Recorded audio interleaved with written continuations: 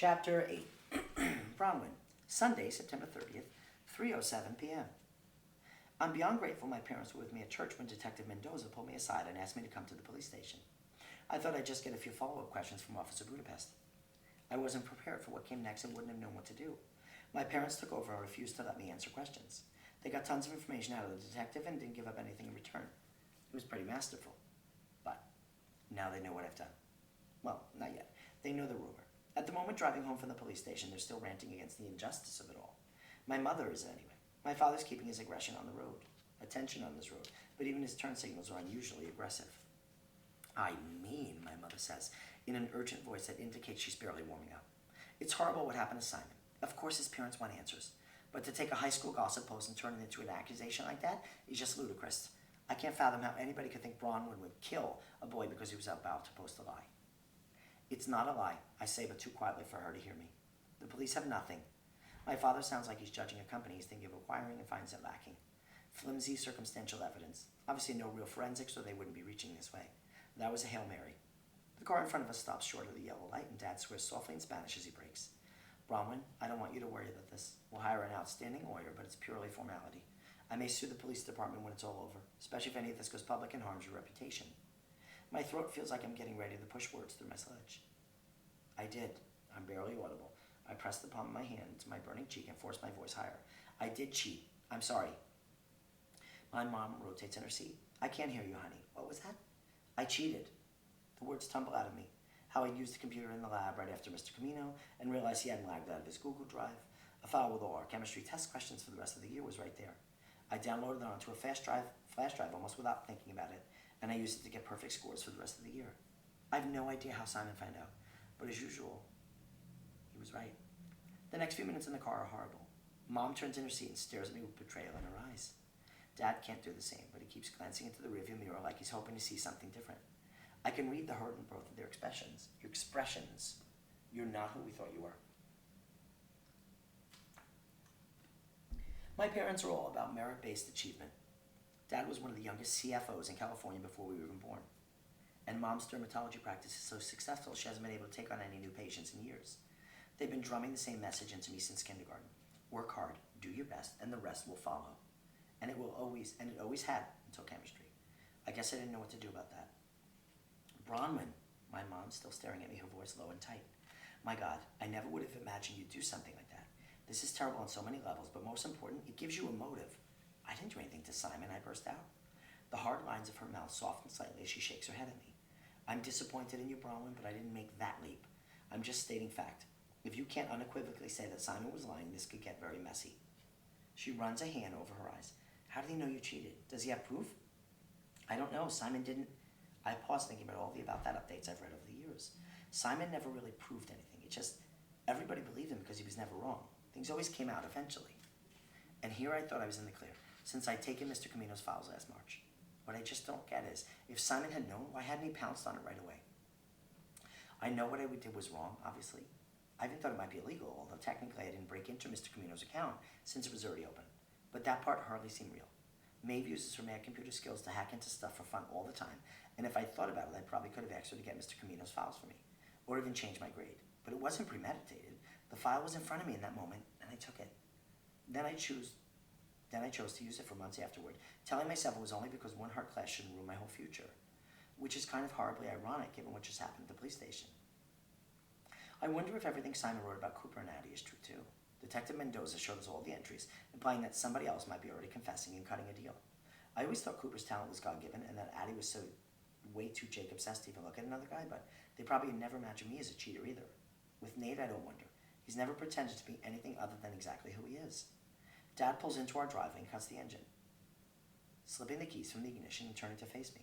Is there anything else you haven't told us? I think back to the claustrophobic little room at the police station, my parents on either side of me as Detective Mendoza lobbed questions like grenades. Were you competitive with Simon? Have you ever been in his house? Did you know he was writing a post about you? Did you have any reason beyond this to dislike or resent Simon? My parents said I didn't have to respond to any of his questions, but I did answer that one. No, I said then. No, I say now, reading my father's eyes. If he knows I'm lying, he doesn't show it. Nate, Sunday, September 30th, 5:15 p.m. Calling my ride home with Officer Lopez after Simon's funeral, tense, will be an understatement. It was hours later, for one thing, after Officer Buzzcut had brought me to the station and asked me a half dozen different ways whether I killed Simon. Officer Lopez had asked if I could be present during the questioning, which he agreed, which was fine with me. Although things got a little awkward when he pulled up Simon's drug dealing accusation. Although true, he can't prove. Even I know that. I stayed calm when he told me the circumstances surrounding Simon's death gave the police probable cause to search my house for drugs and that they had already had a warrant. I'd cleared everything out this morning, so I knew they wouldn't find anything. Thank God Officer Lopez and I meet on Sundays. I'd probably be in jail otherwise. I owe her big time for that, although she doesn't know it. And for having my back during questioning, which I didn't expect.